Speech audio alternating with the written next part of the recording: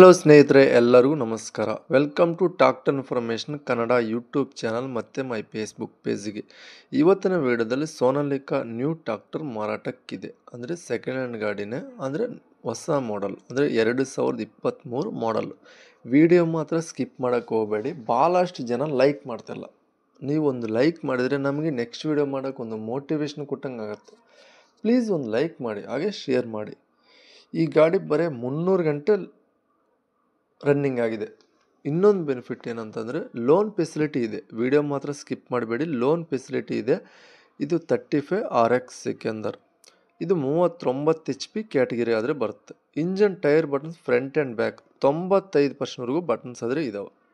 ಈ ಗಾಡಿ ಲೊಕೇಶನ್ ಬಂದ್ಬಿಟ್ಟು ದಾವಣಗೆರೆ ಲೊಕೇಶನಲ್ಲಾದರೆ ಗಾಡಿ ಮಾರಾಟಕ್ಕಿದೆ. ದಾವಣಗೆರೆ ಲೊಕೇಶನಲ್ಲಿ ಗಾಡಿ ಮಾರಾಟಕ್ಕಿದೆ. 2023 ಮಾಡಲ್ಲು, 300 ಗಂಟೆ ರನ್ನಿಂಗ್ ಆಗಿದೆ.